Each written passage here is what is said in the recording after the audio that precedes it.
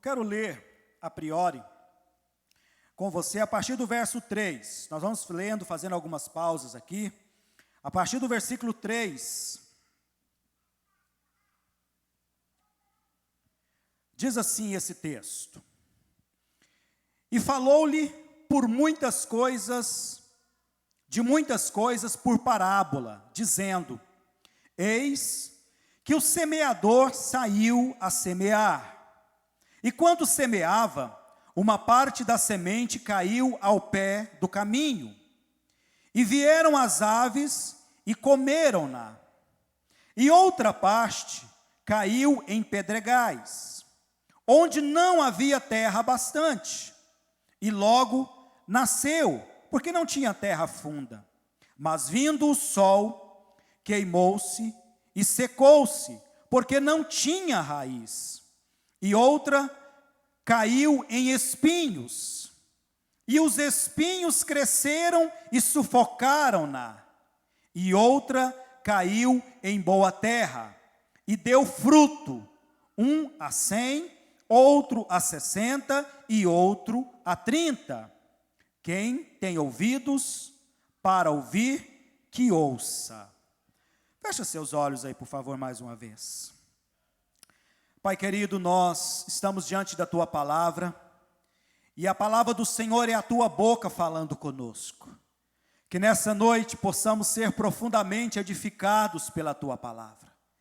Que a poderosa unção do Teu Espírito possa nos envolver de uma forma intensa e sobrenatural. Que nós possamos, ó Deus, sermos conduzidos, porque a Tua palavra é luz, é lâmpada, é aquilo que nós temos de referencial para seguirmos seguros por essa jornada e peregrinação que temos por aqui. Em nome de Jesus é que nós oramos. Amém e amém. Eu quero falar com você um pouquinho nesse capítulo 13 de Mateus, que é um dos capítulos mais belos do Evangelho de Mateus, porque nós nele encontramos várias histórias chamadas de parábolas. E essas parábolas, elas tinham como objetivo as pessoas serem ensinadas, serem instruídas a respeito do reino de Deus. E Jesus fazia isso com maestria, Jesus fazia isso com uma excelência extraordinária. Ou seja, através das parábolas, ele compartilhava uma palavra de Deus, um recado de Deus, de maneira que ele fazia com que as pessoas tivessem uma compreensão e um entendimento diferente, através dessas parábolas, como nós estamos mencionando. O que é uma parábola? A parábola é uma história que é colocada ao lado de uma verdade. Então, a parábola é uma história colocada ao lado de uma verdade. E qual é o objetivo? Facilitar o nosso entendimento e o entendimento das pessoas naquela época, onde nela nos mostra o que muitas vezes nós já conhecemos, para entendermos o que nós não conhecemos. Jesus usa uma parábola, uma história paralela a uma verdade, para que nós possamos entender aquela verdade, termos uma compreensão daquela verdade, através de uma particularidade que ele utiliza para ilustrar aquela verdade. Então isso é uma parábola para nós. E a parábola tem como uma ação que foi assim muito utilizada por Jesus, em especial nesse capítulo, e aqui nós vamos nos ater a algumas parábolas, e vou citar algumas delas, porém nós vamos nos ater um pouquinho mais nessa parábola do semeador. E eu quero então já mencionar um versículo que a gente ainda não leu ainda. O versículo de número 11, quando ele diz assim: A vocês foi dado conhecimento dos mistérios do reino dos céus. Porque aqui os discípulos indagaram Jesus: Jesus, por que o Senhor nos fala por parábolas? Por que o Senhor nos conta as coisas, nos ensina as coisas através de uma parábola? E ele disse assim: A vocês foi dado conhecimento dos mistérios do reino dos céus, mas a eles não. A quem tem será dado, e este terá em grande quantidade. Quem não tem, até o que ele tem lhe será tirado. Por essa razão eu lhes falo por parábolas, porque vendo eles não veem, e ouvindo não ouvem e nem entendem. Não era o objetivo de Jesus que isso acontecesse, mas nós vamos entender nessa noite o porquê que isso acontecia. Porquê que essas parábolas eram ilustrativas. Jesus usava uma figura paralela a uma verdade para instruir, para orientar, mas mesmo assim, nós percebemos que houve muitas pessoas que não tiveram entendimento, não tiveram compreensão, ouviram, mas não compreenderam. Viram algo extraordinário, mas não tiveram realmente discernimento daquilo. Jesus aqui estava dizendo que o povo estava insensível.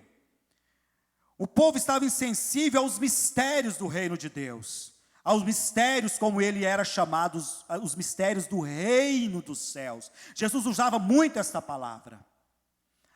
E agora mesmo nós vemos aqui, a vocês é dado compreender, conhecer, a vocês, discípulos, é dado compreender, entender os mistérios do reino de Deus. E ele continuou dizendo aqui, escutam, mas não ouvem, olham, mas não veem. E por isso Jesus simplificava para eles desta forma. Posteriormente, Jesus sentava com seus discípulos e ele discorria com mais riquezas de detalhe a respeito daquela parábola. Ele explicava com mais detalhes e eles então absorviam com mais propriedade as suas orientações, e por isso que eles tiveram uma relevância extraordinária no que propunha Jesus após a sua subida aos céus. É que eles estivessem ali dando sequência no que ele lhes ensinou a fazerem e aquilo impactasse o mundo. Eu gosto muito daquela palavra lá de Atos, quando então chegaram alguns dos discípulos e eles começaram a conversar entre eles e disseram assim: os homens que estão abalando o mundo chegaram até nós. A visão que as pessoas estavam tendo dos apóstolos é que eles estavam abalando o mundo com verdades extraordinárias, com palavras impactantes e com sinais e prodígios. Jesus ia confirmando o ministério de cada um deles. Nós vemos Pedro, depois de alguns dias de ter negado Jesus, o impacto da sua pregação, o extraordinário poder que passou a emanar da vida de Pedro, que curava as pessoas, que libertava as pessoas, que transformava as pessoas. Nós vemos Pedro sendo chamado à casa de uma mulher, que era uma extraordinária assistente social, se esse termo fosse utilizado naquela época. Essa mulher tinha uma relevância muito grande nos seus feitos, na comunidade aonde ela vivia. E aquela mulher veio a falecer. Então mandaram chamar Pedro, para que ele fosse lá orar por aquela mulher, porque eles acreditavam que o poder de Deus que estava na vida daqueles homens podia mudar aquela história de óbito, de uma morte, de uma perda que certamente não seria facilmente substituída, porque, como eu disse, aquela mulher tinha ações extraordinárias. Mas esta é uma outra ocasião para a gente falar. Jesus, no versículo 12, ele disse assim: porque aquele que tem se dará, e terá em abundância, mas aquele que não tem, até aquilo que ele tem lhe será tirado. O verso de número 15, ele diz assim: pois o coração deste povo se tornou insensível, de má vontade, ouviram com seus ouvidos e fecharam os seus olhos. Se assim não fosse, eles poderiam ver com os olhos, ouvir com os ouvidos, entender com o coração e se converter, e eu os curaria. O propósito de Jesus era esse. E Jesus aqui ele explica por que aquilo estava acontecendo. Porque a insensibilidade era muito intensa, a insensibilidade era constante na vida daquelas pessoas. Em dado momento, Jesus disse assim: que eles o procuravam não por causa dos sinais, dos prodígios, das maravilhas que ele estava fazendo no meio deles, mas eles o procuravam por causa dos pães e dos peixes que ele multiplicava. Nós percebemos que a insensibilidade era tão grande, que se eles tivessem entendimento de que o que Jesus estava dando para eles era muito mais importante, que as suas palavras tinham maior poder e impacto de transformação das suas vidas, do que aquele pão, aqueles peixes com os quais eles se alimentaram naquele dia e com abundância, de forma que a Bíblia fala que a multiplicação foi tão extraordinária, que sobraram outros cestos cheios, com as sobras, com os restos dos pães multiplicados. Tamanha a sensação que eles tiveram de estarem sem necessidade de comerem mais. Mas vamos prosseguir aqui. O verso 17 diz assim: porque eu lhes digo a verdade, muitos profetas e justos desejaram ver o que vocês estão vendo, mas não viram, e ouvir o que vocês estão ouvindo, mas não ouviram. Jesus aqui está deixando mais uma vez enfático, claro, que eles estavam tendo uma oportunidade extraordinária em suas vidas, que eles estavam vendo coisas que profetas desejaram ver e não viram, ouvir coisas que profetas desejaram ouvir e não ouviram, homens que fizeram a diferença nas suas épocas, almejaram estar naquele tempo da vinda de Jesus e não estavam.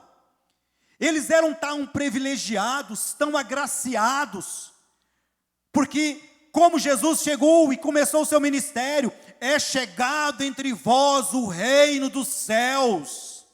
Irmãos, o reino dos céus é maior do que tudo, é melhor do que tudo, está acima de tudo. E eles não perceberam, eles não receberam, eles não se apropriaram daquilo. E os danos foram irreparáveis. Os danos na vida daquela geração foi irreparável. Nós percebemos que quando Jesus despediu de 2 em 2 os seus discípulos, em um momento ele falou: quando vocês chegarem em alguma cidade em que eles não receberem a palavra, que sequer eles tiverem cordialidade em ter vocês ali com tanto de respeito, com dignidade, e nem assim certamente farão. Jesus disse: quando vocês chegarem num lugar como esse, que eles não receberem vocês, ao sair daquela casa, ao sair daquela cidade, a hora que vocês chegarem do lado de fora, de uma distância daquela cidade, batam os pés, num sinal de repúdio, num sinal de desgosto, de entristecimento. E ele disse, Jesus disse, que maior rigor vai haver para Sodoma e Gomorra do que para aquelas cidades. Tamanha era a boa nova que havia chegado naquele tempo, para aquele povo, para aquela nação, para aquela cidade, para aquela casa. E muitos deles fizeram pouco caso, não receberam, não aceitaram, não quiseram. Nesse capítulo que nós estamos falando, estão várias parábolas, como no início eu disse para vocês. E todas elas têm a ver com o reino dos céus, com o reino de Deus. Todas elas têm a ver também com a minha e com a sua vida. E agora nós vamos entrar nesse quesito aqui com você.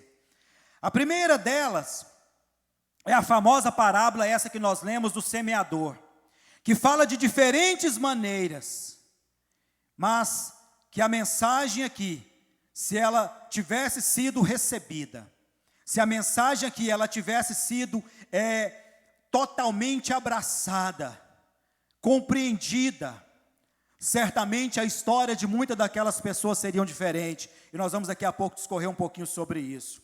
A segunda é a parábola do joio e do trigo, que ela fala de tentativas de Satanás de sabotar o reino de Deus. A terceira e a quarta, as parábolas da mostarda e do fermento falam do crescimento e desenvolvimento do reino de Deus. A quinta e a sexta, essas parábolas do tesouro escondido e da pérola de grande valor, falam do valor e da preciosidade do reino de Deus.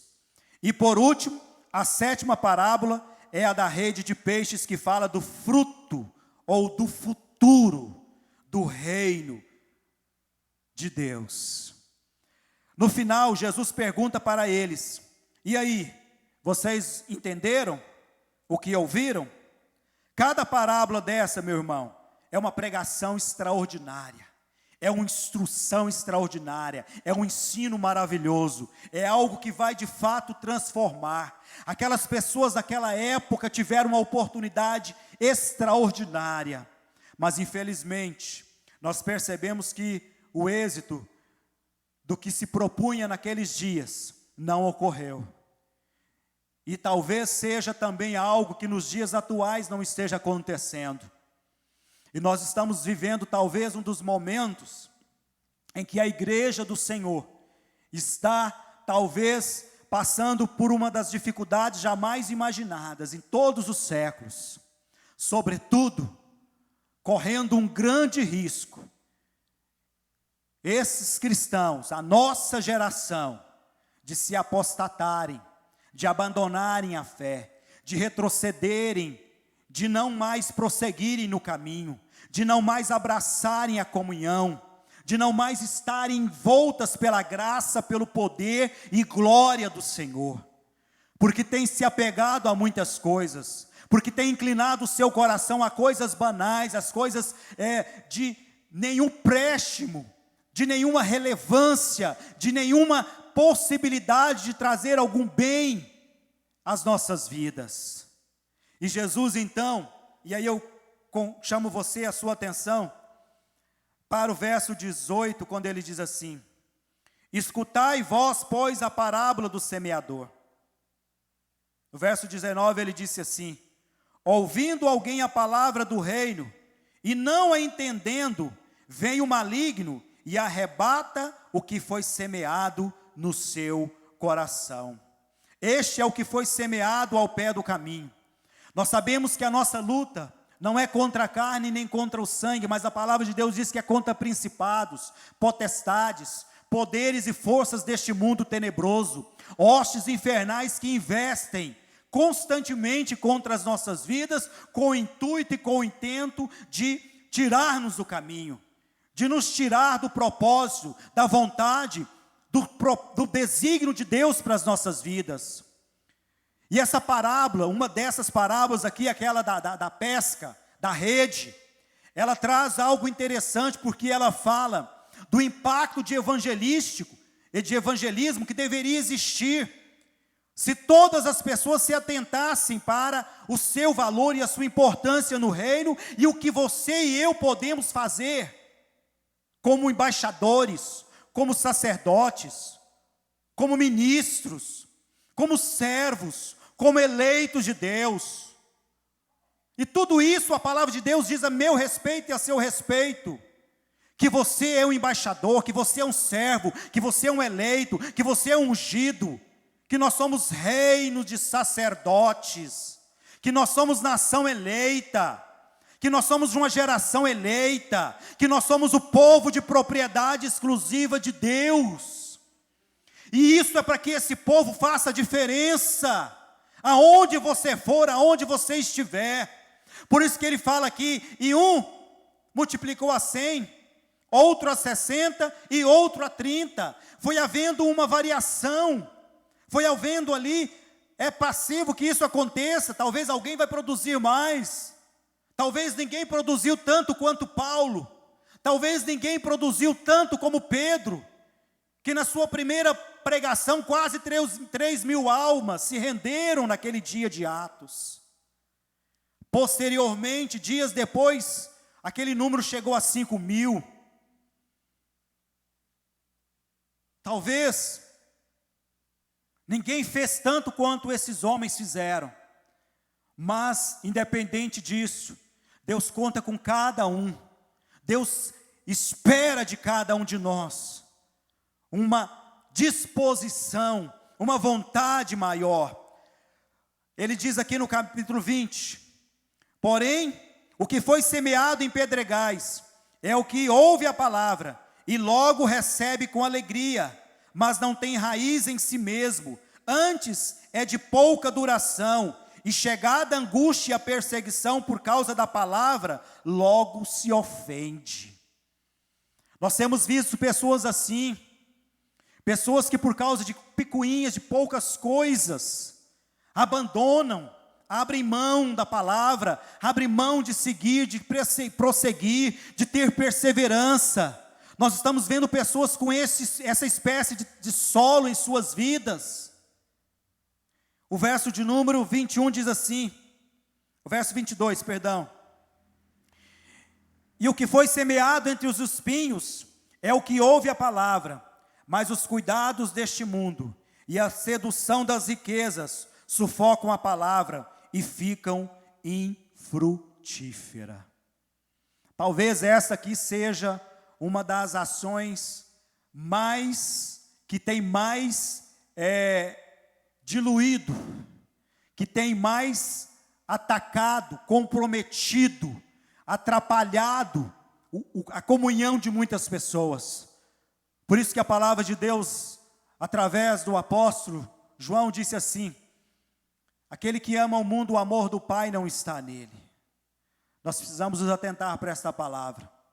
O apóstolo aqui não estava falando de outro, senão de alguém que estava no caminho, mas que havia se afeiçoado mais ao mundo, havia se apegado mais ao mundo, havia passado a dar maior valor ao mundo, aos cuidados deste mundo, às riquezas deste mundo, e por elas trabalha dia e noite, tem um empenho exaustivo, sem se prostrar, sem se curvar. Mas quando se trata de um comprometimento, passar um tempo como esse nós estamos passando aqui, ouvindo a palavra, sendo ministrados pelas canções, recebendo as orações que vamos receber aqui, não temos disposição no nosso coração, não temos disposição de vir de manhã no culto, nem de vir domingo à noite, porque achamos que é muito, que estamos fazendo demais. Eu já fui de manhã, não preciso ir à noite, eu irei à noite, não preciso ir de manhã.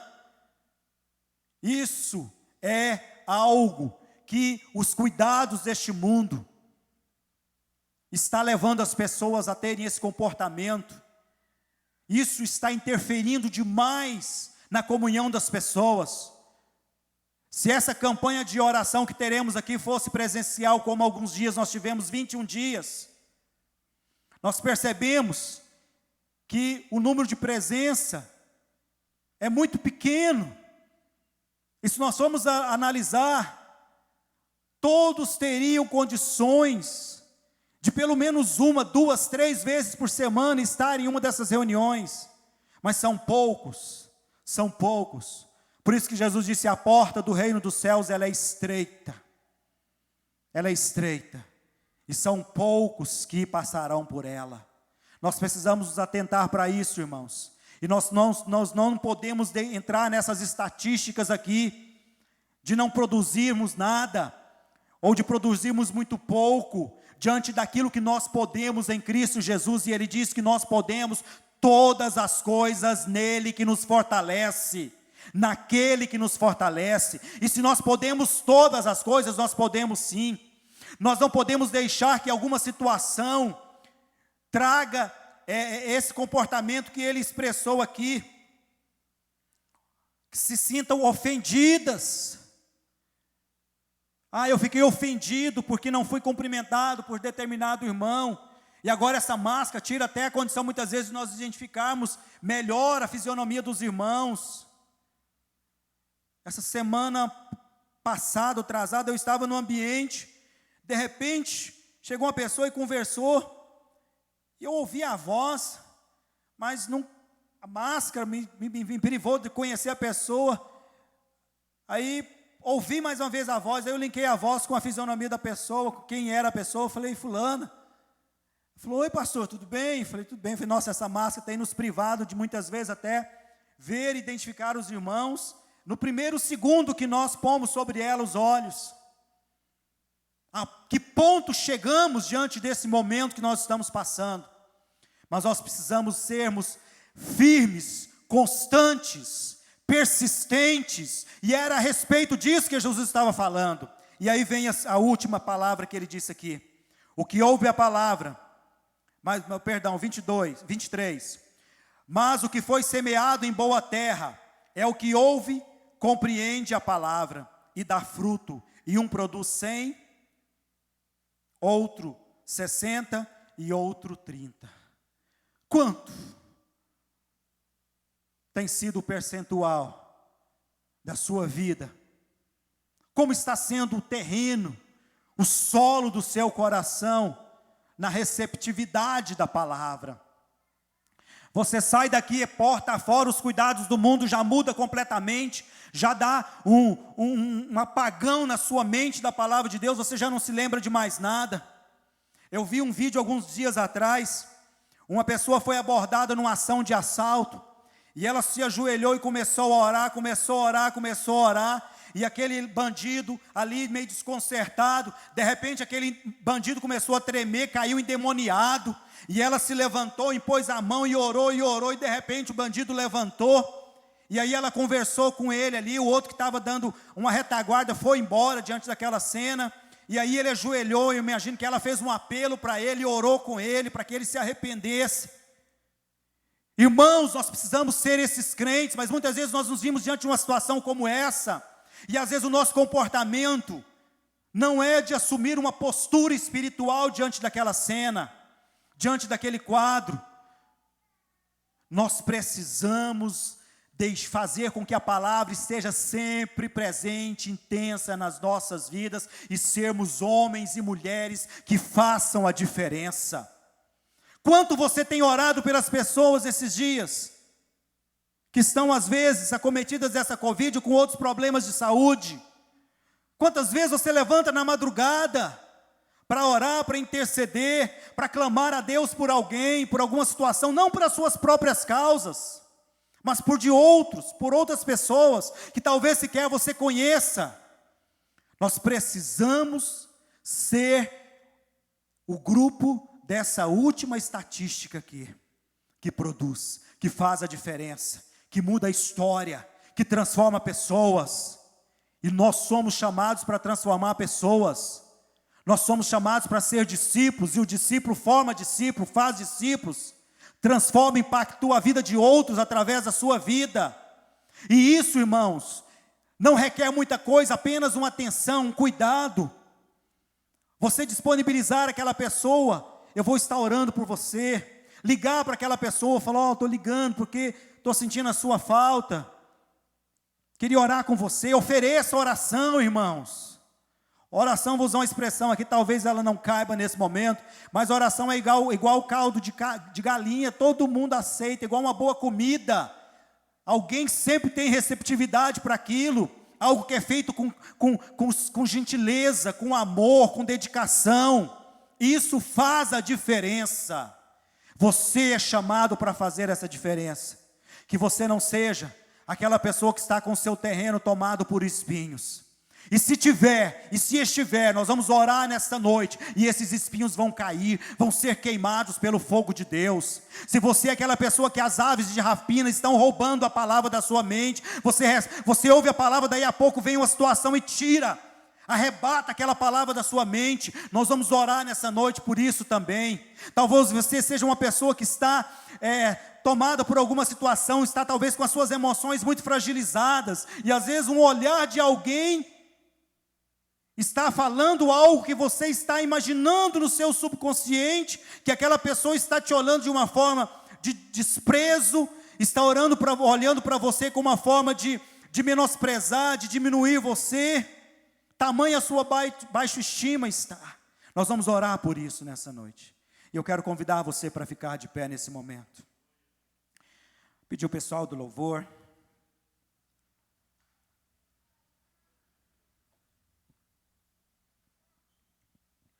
Eu sei que Deus tem resposta para tudo. Eu sei que Deus tem o maior prazer em mudar as coisas. E eu acredito que você também tem essa certeza, que Deus quer mudar tudo que não está dentro do propósito, dos desígnios e da vontade dEle. E se talvez o seu coração não está nesse momento, segundo os desígnios e a vontade de Deus, a palavra de Deus diz que Deus nos daria um coração de carne, mas antes Ele removeria o coração de pedra. Se talvez os cuidados deste mundo fez com que o nosso coração se tornasse um coração de rochoso, Deus quer mudar isso nessa noite. Por isso que a vida espiritual de cada pessoa é peculiar, é própria dela com Deus. Eu não conheço como está o estado do seu coração, mas eu sei que Deus o conhece. E se Deus não está alegre com ele, Ele não quer deixá-lo como ele está. Ele quer mudá-lo, Ele quer transformá-lo, Ele quer fazer que o seu coração se torne aquele coração, aquela terra produtiva, aquela terra extraordinária, agradabilíssima aos olhos de Deus. Quando Deus olha para você, Ele fala assim: lá vai o meu servo, lá vai a minha serva, lá vai o meu filho, lá vai a minha filha. Olha com que gozo eu tenho nele, olha que alegria eu tenho dele, eu tenho nele, por ver você se submetendo, se rendendo, se prostrando, permitindo que a graça de Deus impactue, transforme a sua vida cada vez mais. Deus quer mudar tudo que tem necessidade de ser mudado. E se de repente o seu coração é aquele coração como o último estado aqui, aquele coração que está produzindo, Deus quer fazer com que ele ainda seja mais produtivo ainda. Talvez Ele vai liberar uma unção hoje, que vai ser uma espécie de adubo no seu coração, que vai revitalizar, que vai renovar as suas forças, que vai te dar uma nova perspectiva de vida, um novo ânimo. Às vezes nós olhamos aquela situação de Elias, quando ele venceu os profetas de Baal, e de repente ali, exausto, cansado daquela jornada, daquela batalha, vem uma voz de uma mulher e ameaça ele, e ele se viu então fragilizado com aquela ameaça.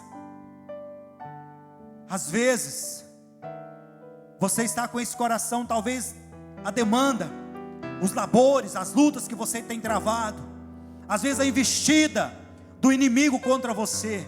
Mas eu quero dizer que Deus vai mudar essa situação nessa noite. Eu quero dizer para você que Deus vai transformar a sua vida nessa noite. Eu quero dizer que Deus vai fazer algo extraordinário. Levanta as suas mãos e comece a orar. Pai, nós levantamos nesta hora as nossas mãos. Como lemos, ó Deus amado, aqui no início, no Salmo do Senhor, que a Tua palavra diz, ó Deus, que o levantar das nossas mãos seja como uma oferta da tarde diante do Senhor.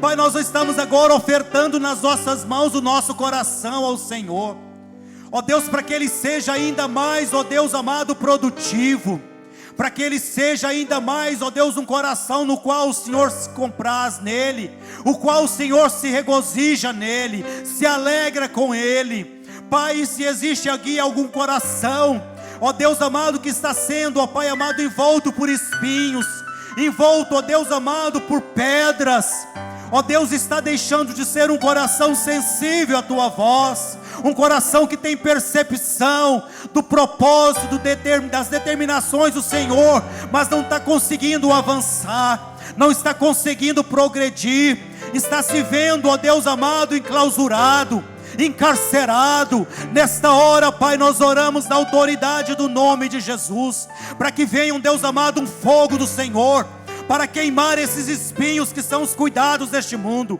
para arrebatar desse coração, ó Deus amado, tudo aquilo que não deveria estar ali, tudo aquilo, ó Deus amado, que não deveria se manifestar ali, todos os pensamentos, sentimentos e vontades, ó Deus, que estão contrários à Tua voz, contrários à Tua palavra, contrários aos desígnios do Senhor.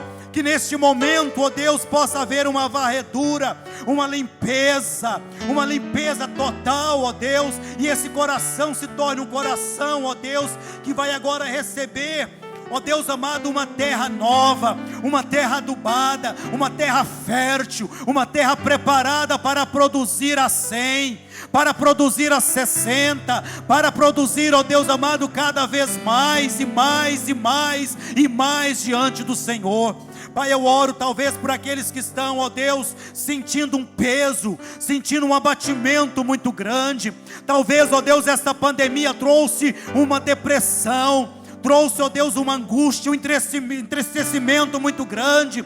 Nesta hora eu ordeno na autoridade do nome de Jesus, caia por terra agora tudo quanto o Senhor não quer que esteja presente nesta vida, tudo quanto o maligno lançou sobre este coração, sobre esta mente, sobre esta alma, que nesta hora, Espírito Santo de Deus, toma este corpo, toma este coração, toma esta mente, porque ela é tua. Deus, a minha mente é do Senhor, o meu coração pertence ao Senhor, as minhas mãos pertencem ao Senhor, os meus pés pertencem ao Senhor, a minha boca é para te louvar, é para te adorar, é para te glorificar. E eu oro nesta hora, Deus, e abençoo o meu irmão, porque eu o vejo de igual forma. Eu abençoo a minha irmã, porque eu a vejo de igual forma, que é uma serva frutífera, que é um servo frutífero, que é, ó Deus, o embaixador do Senhor, que aonde ele estiver, vai estar representando o Senhor poderá usá-lo, o Senhor poderá contar com ele ou com ela, e nada, absolutamente nada, vai interferir os planos do Senhor, através da vida dos meus irmãos e das minhas irmãs. Eu os abençoo nesse momento, eu declaro sobre a sua vida, meu irmão, recebe esta palavra, recebe esta oração, recebe esta ministração, em nome de Jesus, em nome de Jesus. Vamos dar uma salva de palmas ao Senhor.